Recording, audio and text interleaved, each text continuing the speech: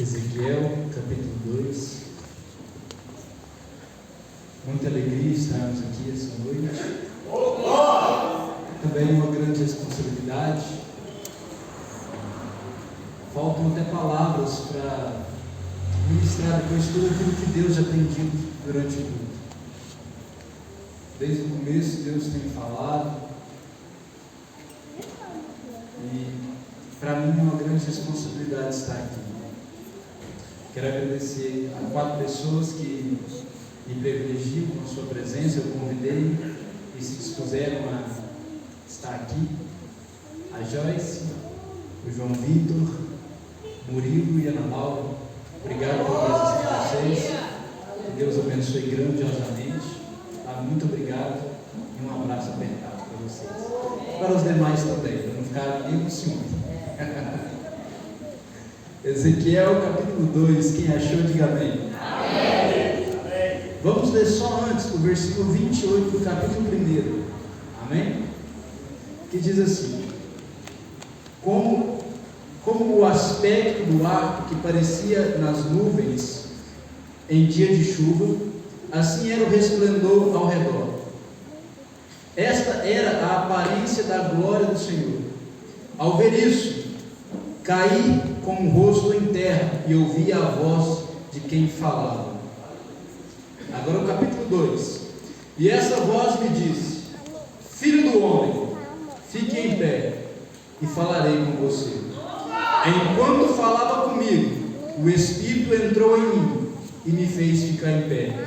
E ouvi aquele que falava comigo. Amém? Amém. Pode se sentar.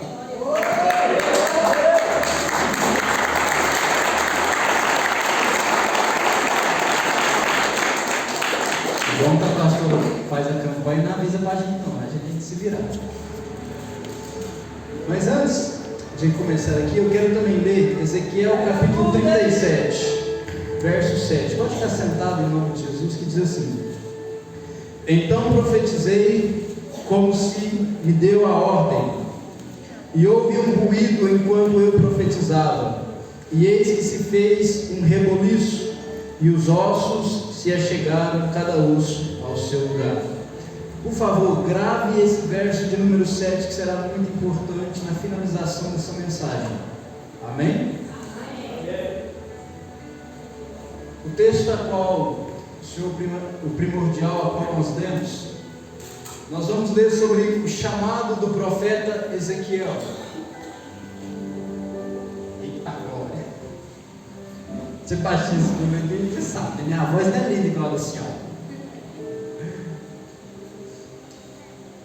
O texto que nós lemos é o chamado de Ezequiel. Só que antes de chegar nesse texto, eu quero contar uma história para a gente poder entrar aqui. Amém? Amém. Vocês vão ser meus filhos, eu vou ser um pai que vai contar uma história. Amém? Amém. Glória a Deus.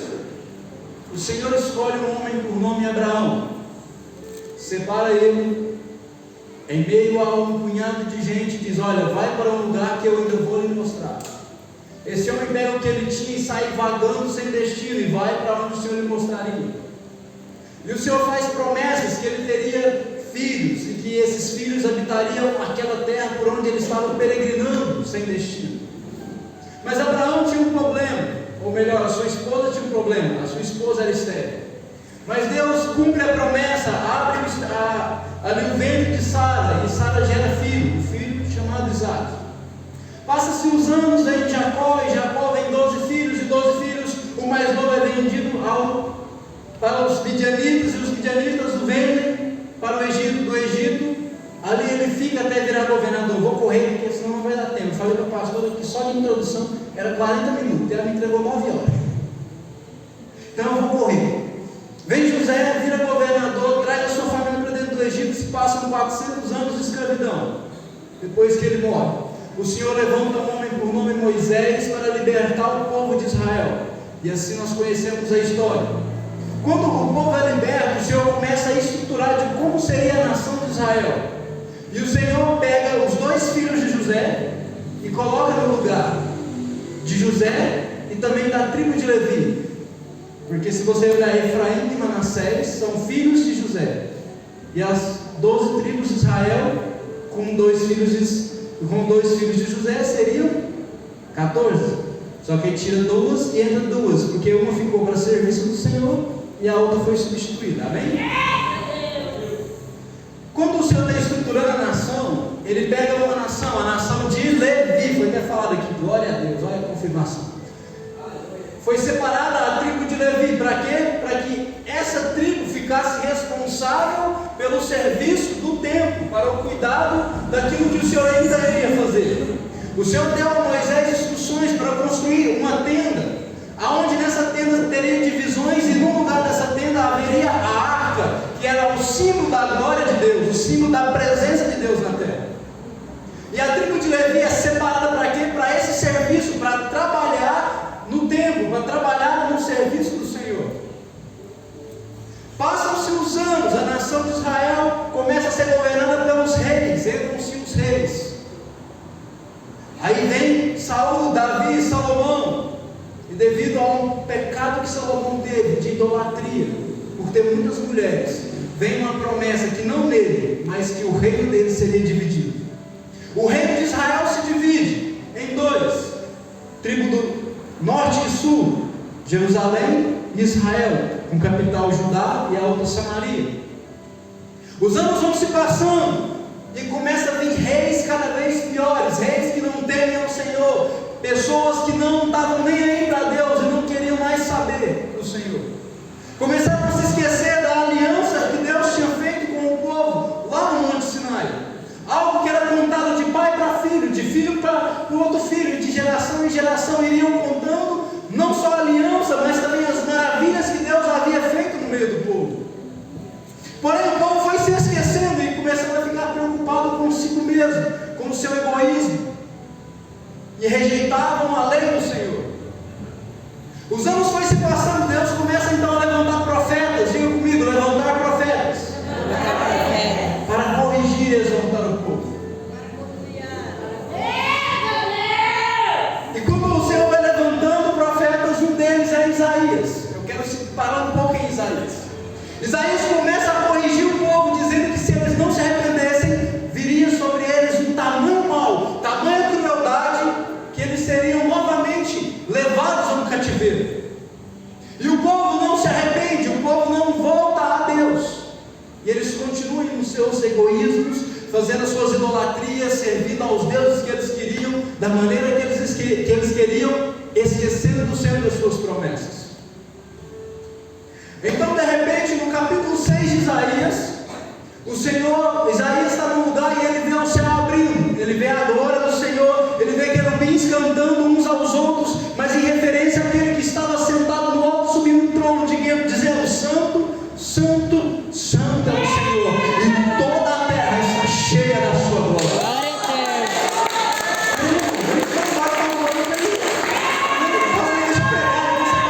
Peraí que o tempo é corrido, peraí, segura. No final você está aplaude, pula, roda, deixa Deus fazer o que vocês quiserem, mas segura um pouquinho. E quando a glória do Senhor aparece em Isaías dá um brado dizendo: ai de mim, porque sou um homem de lábios impuros e habito em meio de um povo de impuros lábios. Só que de repente o Senhor envia um querubim com uma brasa de fogo, toca na boca de Isaías e diz: agora tua boca está sendo purificada. O Senhor vai purificar-nos através da sua presença. Peraí, segura aí, pastor. Eu sei que você é pentecostal, segura. Aleluia.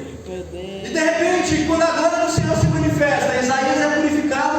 A Bíblia vai dizer que Isaías escuta uma voz vindo do céu dizendo: a quem enviarei? Quem há de ir por nós? Deixa eu te dizer uma coisa: todas as vezes, jovens, mulheres, velhos, que eu quero dizer que não tem, todo mundo jovem, em nome de Jesus. Quando a glória do Senhor aparece, ela tem um propósito: comissionar-nos a uma missão. Quando Isaías vê a glória do Senhor, ele escuta a voz depois: quem há de ir por nós? Isaías se levanta e diz: eis-me aqui, envia-me aqui. Se você pegar os 6 primeiros capítulos de Isaías, você vai ver que a mensagem de Isaías é poderosa, mas depois que a glória do Senhor aparece a ele, Isaías começa a anunciar os juízos de Deus, mas também as promessas de Deus com muito mais ousadia, com muito mais poder, porque agora ele foi comissionado pelos céus, através da glória visível de Deus. Aleluia. Os anos se passam, irmãos, e Israel não se arrepende. Então agora Deus começa a levantar um império chamado Babilônia. E esse império depois tinha outros reis, mas ele vem ser conhecido pelo rei Nabucodonosor. Nabucodonosor começa a expandir o seu reinado. E chega um momento, como havia sido profetizado por Isaías, o rei Nabucodonosor, ele invade Jerusalém. Ele pega alguns cativos e leva para a Babilônia. E nesse cativo está um homem chamado Ezequiel. Ele é levado para a Babilônia com cerca de 25 anos. Só que Ezequiel, você lembra do comecinho da história? Eu tive que voltar lá em Abraão para você poder entender. Ezequiel era da tribo de Levi. Seu pai chamava-se Buzi e era um sacerdote. Então o chamado de Ezequiel era para ser sacerdote e servir no templo. Se você ler o livro de Levítico, você vai ver que o sacerdote começava o seu ministério aos 30 anos. Então até os 25 anos Ezequiel estava se santificando, Ezequiel estava buscando a Deus, Ezequiel estava aprendendo como servir a Deus. Só que agora os seus sonhos são interrompidos, agora os seus sonhos são barrados, porque por culpa dos pecados de uma nação ele é levado cativo. E agora está a cerca de 110 quilômetros de Jerusalém, preso. Ele está preso à beira do rio Quebar, sem esperança, provavelmente desiludido, dizendo: eu pequei e estou aqui preso.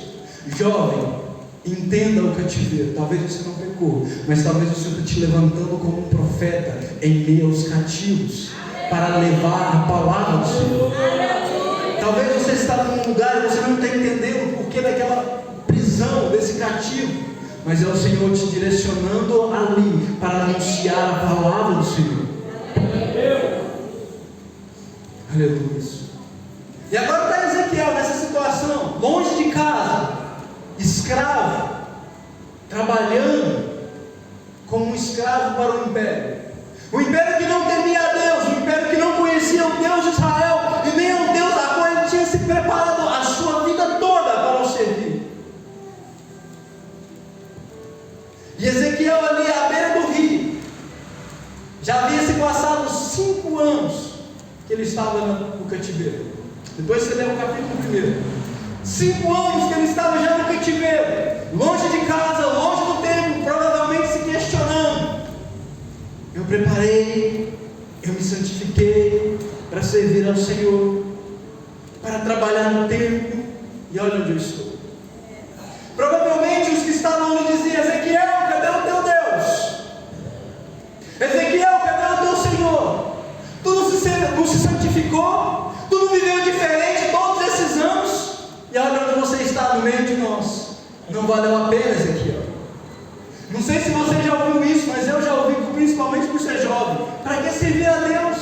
Para que se privar de privilégios? Para que servir a Deus desse jeito, com tanta rigorosidade? Para quê? Para que ser tão radical? Sabe por quê? Porque eu creio em Deus de propósito, um Deus que se revela em tempos oportunos e até mesmo em tempos não oportunos. Aleluia. E 5 anos já no cativeiro, longe de casa. Eu queria falar tanta mais coisa, mas não vai dar. Vamos lá. No verso 2 diz assim: ó, no 5º ano, no referido mês, no cativeiro de Joaquim, a palavra do Senhor veio expressamente a Ezequias, filho de Buzi.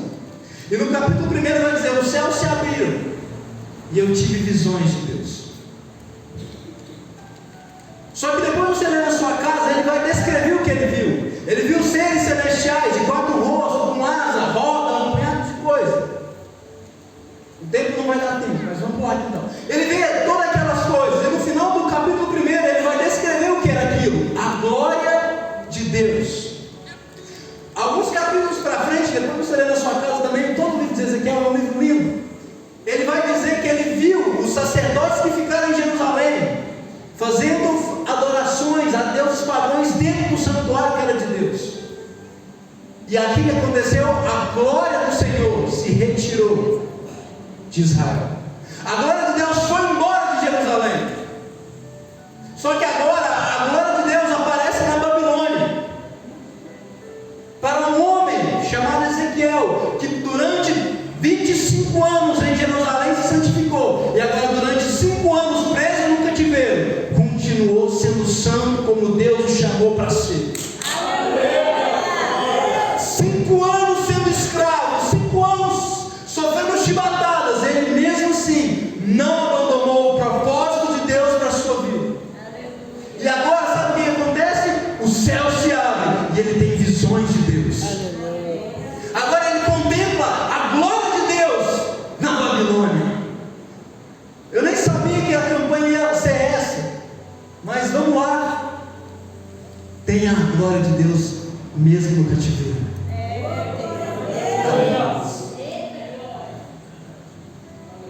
E a Bíblia vai dizer que após ele ver a glória do Senhor, ele cai de rosto no chão. E quando ele cai de rosto no chão, agora vai entrar o texto que nós lemos.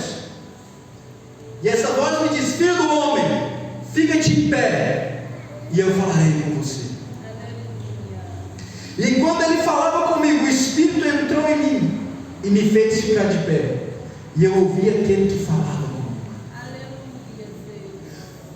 Em Romanos capítulo 10, verso 17, Paulo vai dizer que a fé vem pelo ouvir a palavra de Cristo. Ali ele revela como é a palavra de Deus, são mesmo sim. Ezequiel começou a ouvir a palavra do Senhor e não teve força para ficar de pé, mesmo a voz que falava com ele dizendo: fique de pé. Sabe o que acontece? Ele permaneceu ouvindo, não se levantou por falta de força. Mas aí a Bíblia vai dizer bem claro que o Espírito do Senhor entrou nele e colocou-o de pé. Deixa eu te dizer uma coisa: quando você ouve a palavra de Deus, por mais que você não tenha força, o Espírito vai entrar em você e vai te colocar de pé. O Espírito vai te erguer na tua casa, o Espírito Santo vai te erguer no seu trabalho, o Espírito Santo vai te erguer aonde você estiver e vai te usar como um porta-voz, alguém para anunciar salvação, juízo de Deus se for necessário. Você crê? E o Espírito do Senhor então coloca ele de pé e ele começa a entender as palavras. E ele aqui é comissionado agora a anunciar os juízos de Deus para Israel. Um homem que sonhava em ser sacerdote, Deus agora o comissiona como profeta e também como atalaia. Profeta, o significado de profeta no hebraico é justamente porta-voz, aquele que leva a voz. E atalaia é aquele que está em cima na torre de vigilância, olhando para os acontecimentos e pronto a anunciar aqueles que estão. Ezequiel como um porta-voz e também como um atalaia, ele começa a anunciar os juízos de Deus que viria sobre Jerusalém, que Jerusalém seria destruída, que o templo seria destruído, e o povo não acreditava. Por quê? Porque havia falsos profetas que pregavam o que o povo queria ouvir. Falsos profetas em Jerusalém diziam: o cativeiro vai durar apenas 2 anos, mas não houve arrependimento, não houve mudança, não houve caráter transformado, então o cativeiro não iria acabar. E Ezequiel, através de símbolos, depois você lê na sua casa, não vai dar para me falar nada disso, mas através de símbolos, Ezequiel começa a profetizar o que aconteceria. E a Bíblia vai dizer que Nabucodonosor mais uma vez se levanta, ele vai até Jerusalém, ele destrói os portões de Jerusalém. Sabe por quê? Portão significa resistência. O inimigo tirou a resistência de Israel. A Bíblia vai dizer que ele também destrói os muros. Sabe o que é muro? Proteção. O inimigo acaba com a proteção de Israel. Ele entra no templo, onde tinha a glória de Deus, rouba os pertences sagrados e também destrói o templo. Ezequiel agora está com o seu emocional totalmente abalado, porque também a Bíblia vai dizer que a sua esposa e seus filhos morrem, e Deus diz para ele: Ezequiel, não lamente, não se entristece, porque o que você está sentindo eu estou sentindo, e eu não ficarei triste por esse povo rebelde e teimoso que não se arrepende.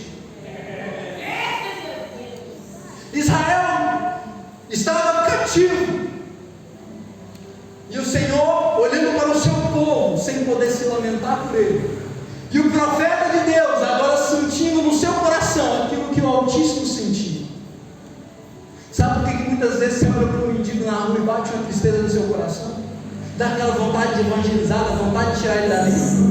É Deus, irmão, fazendo você sentir o que Ele sente, para que você tenha compaixão. É Deus querendo te comissionar como profeta. É Deus querendo te usar como porta-voz. É Deus colocando no seu coração o sentimento que Ele tem. É Deus trocando o seu coração de pedra e colocando um coração de carne como o dele em lugar.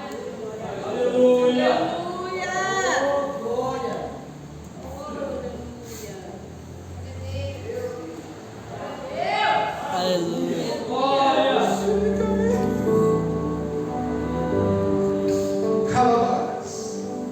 É Deus, meu irmão, é Deus te comissionando a um propósito.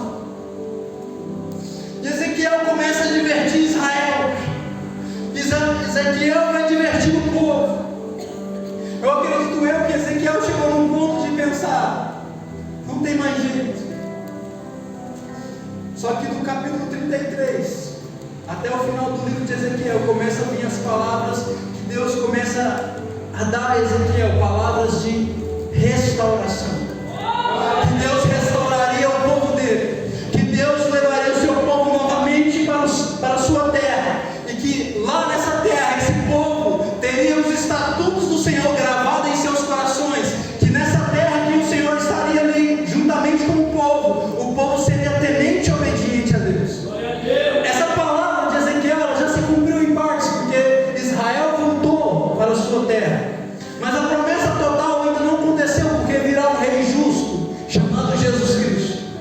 Ele estabelecerá o seu reino de justiça, e a Bíblia vai dizer que todos nós temeremos ao Senhor, e ninguém precisará ensinar ninguém, porque todos conhecerão a vontade de Deus. E numa dessas profecias a qual Ezequiel é dada a Ezequiel lá no capítulo 37. E aqui eu quero chegar no finalzinho da mensagem. Eu vou ler desde o versículo 1, que diz: e veio sobre mim a mão do Senhor, e ele me fez sair do Espírito do Senhor, e me pôs no meio de um vale que estava cheio de ossos, e me fez passar em volta deles, e eis que em muito numerosos sobre a face do vale, e eis que estavam sequíssimos. E me disse: filho do homem, porventura viverão esses ossos? E eu disse: Senhor Deus, tu o sabes. Então me disse: profetiza sobre esses ossos, e dizes: ossos secos, ouvi a palavra do Senhor. E assim o Senhor Deus a esses ossos: eis que farei entrar em vós o Espírito, e vivereis. E porei nervos sobre vós, e farei crescer carne, e sobre vós estenderei pele, e porei em vós o Espírito, e vivereis, e sabereis que eu sou o Senhor. Então profetizei como se me deu a ordem, e houve um ruído enquanto eu profetizava, e eis que se fez um reboliço, e os ossos se achegaram cada osso ao seu lugar. Diga comigo: reboliço. Reboliço. Você sabe o que quer dizer reboliço? Bagunça. E aqui eu quero caminhar para a finalização. Aqui Ezequiel profetizando sobre a restauração. A primeira coisa que o Senhor faz é levar Ezequiel ao vale, porque Ezequiel não queria ir. Segunda coisa, presta atenção no texto: Ezequiel ele caminha, não é em volta do vale, mas é dentro do vale. Só que ele vai dando volta, sabe por quê? Porque tinha ossos e ele não pisava nos ossos. Sabe por quê? Porque aqueles ossos simbolizavam a nação de Israel, simbolizavam o povo dele. Sabe o que Deus está querendo te dizer? Deus vai te levar a lugares, não para pisar em pessoas, mas para profetizar restauração.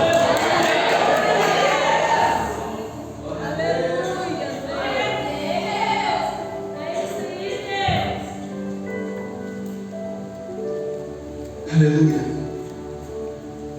Ezequiel então anda, após o Senhor fazer ele andar, ele percebe que é muito numerosos. Toda vez que Deus faz você observar alguma coisa, você que Deus vai te perguntar alguma coisa depois. Após Ezequiel observar, a pergunta de Deus é: poderão viver esses ossos? A pergunta que eu faço essa noite: eu não sei o que você está querendo, mas eu tenho certeza, a palavra da campanha foi dito que a presença do Senhor estava na casa de Obed-Edom, e ele foi o quê? Abençoado. Eu não sei qual é a bênção que você quer, mas a pergunta para você é: pode dar certo? Pode acontecer? É impossível aos seus olhos, mas será que tem jeito? Deixa eu te dizer, não vai dar muito esperto, não faça igual Ezequiel, joga a bola de volta para Deus, fala assim: eu não sei de nada, o Senhor é que sabe todas as coisas. Porque na ótica humana é claro que aqueles ossos nunca poderiam voltar à vida, mas Ezequiel não é bom por dizer que não. Ele sabe com quem está falando, ele sabe o Deus que ele está servindo. Será que você sabe o Deus que você está servindo? Será que você conhece o poder desse Deus? Foi contado no testemunho do nosso pastor Maílson. Algo que era impossível e ao mesmo tempo tão simples, mas a presença gloriosa de Deus se manifestou ali.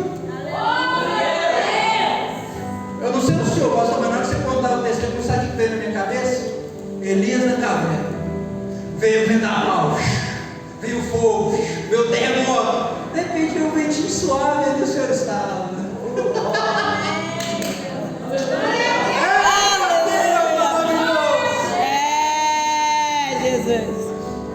E aí, quando Ezequiel disse: Senhor, tu sabes. Se você crê que o Senhor sabe, começa a profetizar, começa a transformar as suas palavras.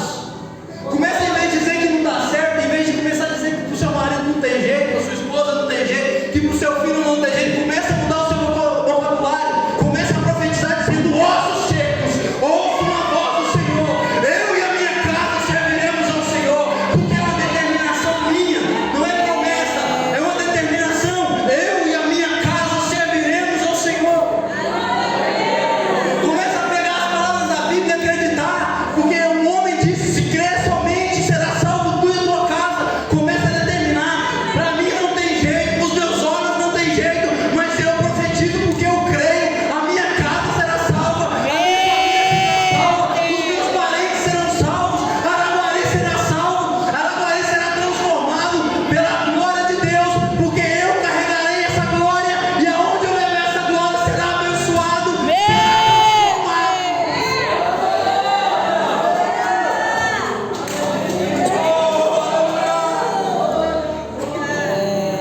eu vou carregar essa glória. Aleluia. Versículo 6: e porei sobre vós e farei crescer carne. Não, versículo 5, perdão. Assim diz o Senhor Deus a esses ossos: eis que farei entrar em vós o Espírito e vivereis. Verso 6: e porei nervos, diga comigo, nervo. O nervo está onde? Por dentro, sabe por quê? Porque a transformação de Deus começa dentro. Fala comigo, de dentro para fora. Você não está vendo, mas o Senhor está colocando nervo. Aleluia. E farei crescer carne. A carne tampa o nervo, mas ele é de dentro para fora. Você não está vendo o cara mudar, você não está vendo ele parar de beber, você não está vendo ele querer ter vontade de vir para a igreja, mas o Senhor está trabalhando de dentro para fora. Aleluia. E sobre vós estenderei pele. Agora é que está visível. Primeiro é o nervo, carne, depois é que vai ficar visível a pele. Aleluia. Verso 7: então profetizei como se me deu a ordem, e houve um ruído. Quando eu profetizava, eis que fez um reboliço, e os ossos achegaram cada osso ao seu lugar. Eu não dei fechar aqui para vocês verem que eu estou acabando. Presta atenção no texto. E eu profetizei como me veio a ordem. E houve um ruído, um barulho.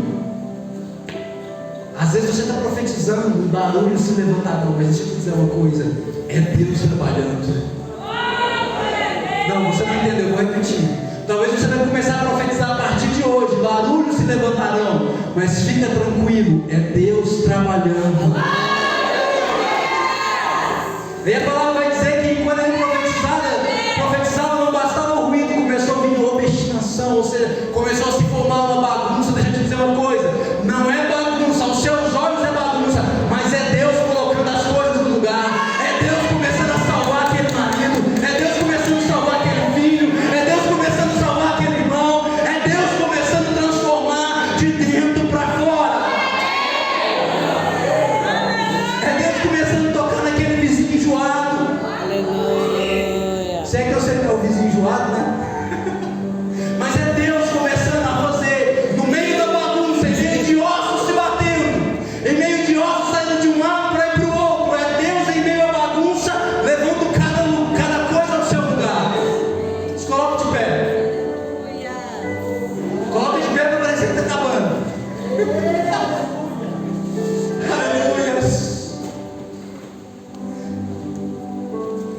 bagunça, meu irmão.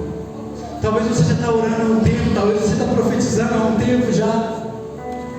E você está dizendo, Senhor, parece que quanto mais eu falo, parece que pior fica. Deixa eu te dizer, é a bagunça de Deus colocando as coisas no lugar. Aleluia. Esse barulho que às vezes te amedronta é Deus colocando o osso no osso, para depois poder colocar a pele, para depois Deus colocar o nervo, colocar a carne e depois trazer a pele à vista. Deixa eu te dizer uma coisa, continua orando, continua profetizando. Para você pode parecer que não tem jeito, mas para Ele tem. Aleluia, feche seus olhos. Agora eu quero te convidar junto comigo. Eu não sei aonde você precisa de restauração. Eu não sei o que você quer de Deus. Mas eu te pergunto, Deus pode mudar essa situação? Eu vou perguntar de novo, porque eu acho que os irmãos não entendem. Essa situação tem jeito para Deus? Então eu quero que você feche seus olhos. Eu vou orar, mas eu quero que você ore também. Comece a profetizar. E com os olhos da fé, comece a ver o reboliço de Deus na tua casa. Comece a ver o reboliço de Deus na tua família, na tua história, mudando, transformando, curando. Amém? Soberano Deus e eterno Pai. Pode orar, igreja. Comece a profetizar. Você é um profeta. O Senhor te escolheu como porta-voz. Pai, em nome de Jesus, nessa noite nós te clamamos. Nós começamos a pedir ao Senhor a existência do Senhor sobre a nossa vida. Começa, meu Pai, a ver o reboliço sobre a nossa vida. Começa, Deus, a levantar barulhos de osso chegando a seu osso.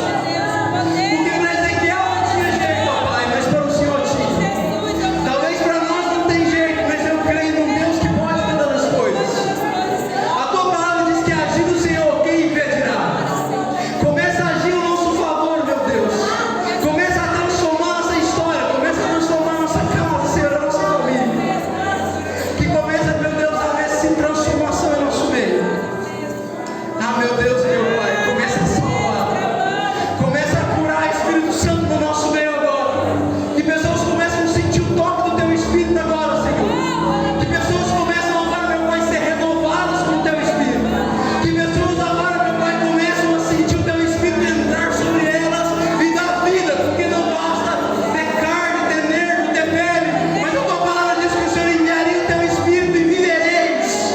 Começa a enviar o Espírito sobre nós, ó Pai. Começa a fazer barulho no nosso meio. Eu já ouço barulho de línguas estranhas. Eu já ouço o povo fazer barulho.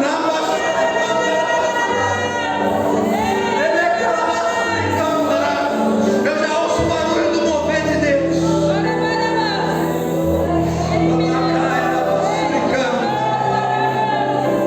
Em nome de Jesus, Senhor. Em nome do Senhor Jesus, ó Pai. Transforma, Senhor. Em nome de Jesus. Amém? Eu vou devolver o microfone. Vou deixar Deus continuar trabalhando conforme Ele tiver que trabalhar.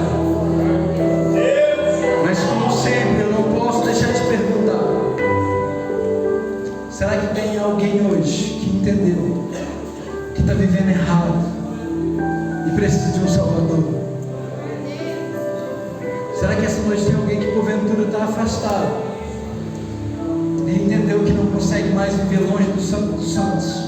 Será que alguém hoje que porventura talvez esteja longe dos caminhos e essa glória apareceu para você e você entendeu que é Deus te chamando? Eu quero saber se tem alguém. Levanta